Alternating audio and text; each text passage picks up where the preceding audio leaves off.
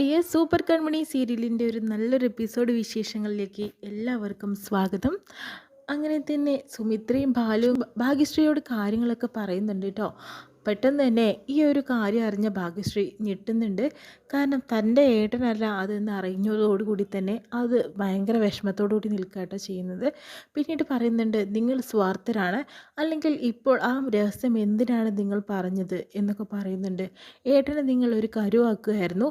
നിങ്ങൾ ഏട്ടനിലൂടെ എന്തൊക്കെയോ നേടിയെടുക്കാനായിട്ട് ശ്രമിച്ചിട്ടുണ്ടായിരുന്നു. അതുകൊണ്ടായിരിക്കും നിങ്ങൾ ഏട്ടനെ വളർത്തി വലുതാക്കിയതെന്നൊക്കെ ഭാഗ്യശ്രീ പറയുമ്പോൾ സുമിത്ര പറയുന്നുണ്ട്, എടാ ഞാൻ അവനെ ചോരക്കുഞ്ഞ് ആയിട്ട് എൻ്റെ കയ്യിൽ കിട്ടിയതാണ് അവനെ.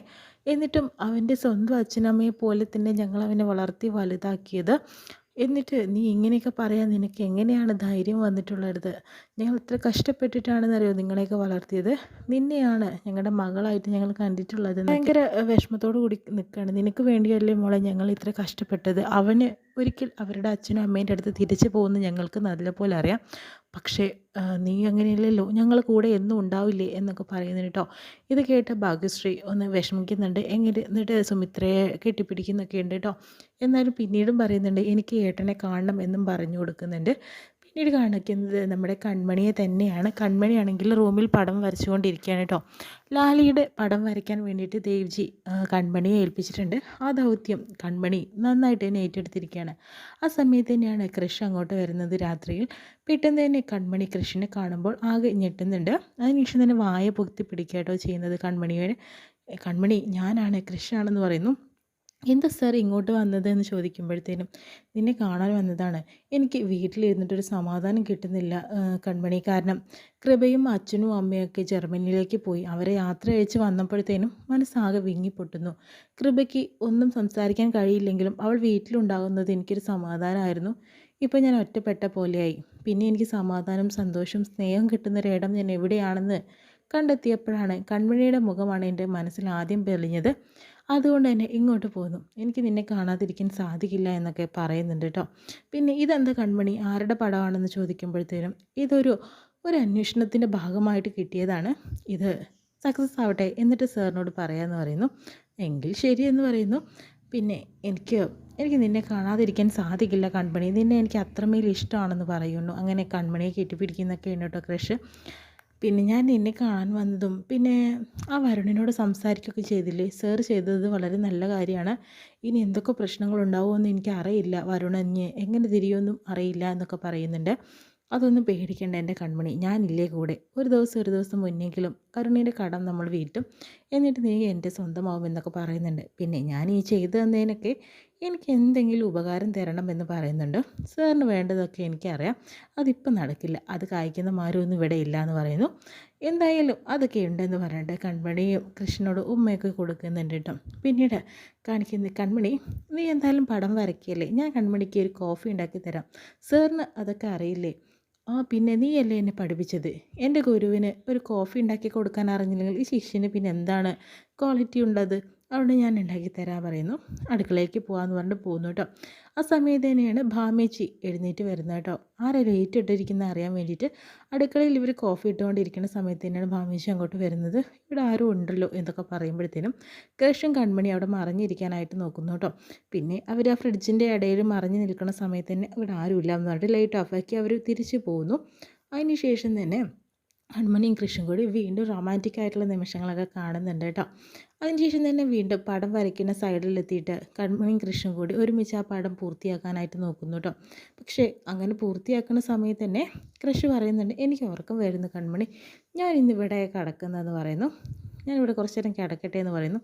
സാറ് കിടന്നോ എന്ന് പറയുമ്പോഴത്തേനും കൃഷ് അവിടെ കിടക്കുന്നു കേട്ടോ. അതിനുശേഷം തന്നെ കൺമണി ആ പടമൊക്കെ വരച്ച് പൂർത്തിയാക്കി കഴിഞ്ഞതിന് ശേഷം തന്നെ കൃഷിൻ്റെ അടുത്തേക്ക് ചേർന്ന് കിടക്കുക കേട്ടോ ചെയ്യുന്നത്. അങ്ങനെ കൃഷും കൺമണിയും കൂടി ഒരുമിച്ച് കിടക്കുകയാണ്.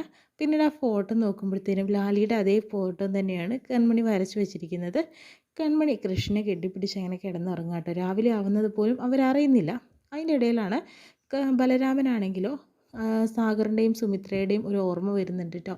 അവർ തന്നെ എത്രമാത്രം സ്നേഹിച്ചതാണ്. അവരെ ഞാൻ ചതിക്കുകയായിരുന്നില്ലേ, അവരെൻ്റെ സ്വന്തം അച്ഛനും അമ്മയെ പോലെ എന്നെ സ്നേഹിച്ചു, എന്നെ ലാളിച്ചു ഒക്കെ ചെയ്തു. അവരെ ഞാൻ വഞ്ചിക്കുകയായിരുന്നില്ലേ ചെയ്തത്. അത് അവരൊരു പാവങ്ങളാണ്. മോനെ എന്നുള്ള ആ വിളി കേട്ടാൽ ഇതിൽ കൂടുതൽ എന്താണ് എനിക്ക് വേണ്ടത്? പക്ഷെ ഞാൻ അതിനും അർഹനല്ലല്ലോ. ഇപ്പം എൻ്റെ അവസ്ഥ വളരെ മോശമല്ലേ? അവരോട് മാപ്പ് പറയണം എന്നൊക്കെ ചിന്തിച്ചുകൊണ്ടിരിക്കുന്നു കേട്ടോ. പെട്ടെന്ന് തന്നെയാണ് രാവിലെ ആവുന്നതായിട്ട് കൺമണി കാണുന്നത്. പെട്ടെന്ന് ഉറങ്ങിപ്പോയതാണ് സത്യം പറഞ്ഞാൽ. അതിനുശേഷം തന്നെ "സർ എണീക്ക്, രാവിലെ ആയി." "അയ്യോ കൺമണി, ഞാൻ ഉറങ്ങിപ്പോയല്ലോ, ഇനി എന്താണ് ഞാൻ ചെയ്യേണ്ടത്?" "എന്താ സർ ഈ കാണിച്ചത്? ഇനിയിപ്പോൾ എന്താ ചെയ്യുക? എല്ലാവരും എണീറ്റിട്ടുണ്ടാവും." "കൺമണി ഒന്ന് നോക്ക് കൺമണി, എനിക്ക് എങ്ങനെയെങ്കിലും പുറത്ത് പോകണം." എന്നൊക്കെ പറയുന്നുണ്ട്. "സർ ഇവിടെ നിൽക്ക്, ഞാനൊന്ന് നോക്കട്ടെ" എന്ന് പറഞ്ഞിട്ട് വാതിൽ തുറക്കുന്ന സമയത്ത് തന്നെയാണ് അവിടെ ഒരു അമ്മായി അടിച്ചു വരുന്നുണ്ട് കേട്ടോ. "ആ ഗുഡ് മോർണിംഗ് കൺമണി. എന്താ മോളെ, ഇന്നലെ രാത്രി അടുക്കളയിലേക്ക് കയറിയിട്ടുണ്ടായിരുന്നോ നീ?" എന്ന് പറയുന്നു. "ഇല്ലല്ലോ അമ്മായി" എന്ന് പറയാണ്. "അല്ല, ഭാമേച്ചി പറഞ്ഞു ആരോ അവിടെ ലേറ്റ് ഇട്ടിട്ടുണ്ട് എന്നുള്ളത്. പക്ഷേ ആരാന്നറിയില്ല. നീ അല്ലെങ്കിൽ പിന്നെ ആരാ? വെള്ളം കുടിക്കാനോ മറ്റോ?" "ഇല്ല അമ്മായി, ഞാൻ പോയിട്ടില്ല." അതെന്താ ഇനി ഭാമേച്ചിക്ക് തോന്നിയതായിരിക്കും. "പിന്നെ ഒരു കാര്യം മോളെ പറയട്ടെ, ഇന്ന് ഓഫീസിൽ കാറ് വരുന്ന സമയത്ത് ഞങ്ങളെയും കൂടെ കാറിൽ കയറ്റി കൊണ്ടുപോകുമെന്ന് പറയുന്നു." അപ്പോൾ കൃഷി പറയുന്നുണ്ട് "കൊണ്ടുപോകാമെന്ന് പറ" എന്ന് പറയുന്നു. "ശരി അമ്മായി, കൊണ്ടുപോകാം." താങ്ക് യു മോളെ" എന്ന് പറയുന്നുണ്ട്. പിന്നെ അമ്മായി അങ്ങോട്ട് മാറുന്ന സമയത്ത് "സർ ഇങ്ങോട്ട് പോവും, ഞാൻ വാതിൽ തുറന്ന് തരാം. അടുക്കള വാതിൽ കൂടെ പോവായിരിക്കും നല്ലത്. അവിടെയാകുമ്പോൾ പെട്ടെന്ന് ആരും എണീറ്റിട്ടുണ്ടാവില്ല. ഉമ്മറത്ത് കൂടെ പോയാൽ ആരാണ് അവിടെ ഇരിക്കുന്നതെന്ന് പറയാനായിട്ട് പറ്റില്ല" എന്ന് പറയുന്നു. ഓടി രക്ഷപ്പെടുക കേട്ടോ കൃഷി ചെയ്യുന്നത്. അതിനുശേഷം തന്നെ കൺമണി ചിരിച്ച് നിൽക്കുന്നത് കാണുമ്പോഴത്തേനും അച്ഛൻ അവിടെ കുളിക്കുന്നുണ്ട്. അച്ഛൻ കുളിക്കുന്ന സ്ഥലത്ത് നിന്ന് വരുന്നു കേട്ടോ. "എന്താ മോളെ നീ ഇങ്ങനെ ചിരിക്കുന്നത്? നിനക്കിപ്പോഴും കളിയും തമാശയും മാറിയിട്ടില്ലേ? 2 ദിവസമുള്ള കല്യാണത്തിന്. എനിക്കത് ഓർത്തിട്ട് ആകെ ടെൻഷനായിട്ട് വയ്യ" എന്ന് പറയുന്നു. "അച്ഛൻ ടെൻഷൻ അടിക്കേണ്ട കാര്യമൊന്നുമില്ല. ഈ 2 ദിവസമല്ലേ, അതിലൂടെ ഒരു തീരുമാനം എടുക്കാനായിട്ട് സാധിക്കും. അച്ഛൻ വിഷമിക്കേണ്ട കാര്യമൊന്നുമില്ല. പിന്നെ എല്ലാം ശരിയാവാ ഇനി ഒരാളുടെ മുന്നിൽ തല കുനിച്ച് നമുക്ക് നിൽക്കേണ്ടി വരില്ല അച്ഛാ" എന്ന് പറയുന്നു കേട്ടോ. നടന്നാൽ മതിയായിരുന്നു. അങ്ങനെ വീണ്ടും ആൻറ്റമ്മേനെ കാണിക്കുന്ന കേട്ടോ. കൃഷിൻ്റെ വീട്ടിലേക്ക് മാനസയുടെ അമ്മയും താമസം മാറ്റിയിരിക്കുകയാണ്. അവർ ജർമ്മനിലേക്ക് പോയല്ലോ, ഇനി ഇവരാണ് ഇവിടെ നിൽക്കുന്നത്. അത് ആൻറ്റിയമ്മേൻ്റെ ഒരു പ്ലാനിങ്ങും കൂടിയായിരുന്നു കേട്ടോ.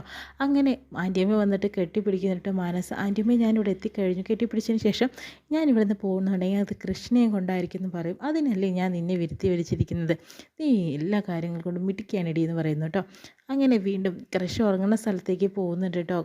മാനസ കൃഷി ഉറങ്ങണ കാണുമ്പോഴത്തേനും കൃഷിൻ്റെ ദേഹത്തൂടെ വീഴുന്നുണ്ട്. എന്നിട്ട് കൃഷിനെ കെട്ടിപ്പിടിച്ച് കിടക്കുന്നുണ്ട്. അങ്ങനെ കെട്ടിപ്പിടിച്ച് കിടക്കണ കാണുമ്പോൾ കൃഷി അവളെ തള്ളി മാറ്റുന്നുണ്ട്. ഇത്രയും കാണിച്ചുകൊണ്ടാണ് ഇന്നത്തെ നല്ലൊരു എപ്പിസോഡ് വിശേഷം കഴിയുന്നത്. നല്ലൊരു പ്രൊമോ വിശേഷമായിട്ട് നമുക്ക് വീണ്ടും കാണാം.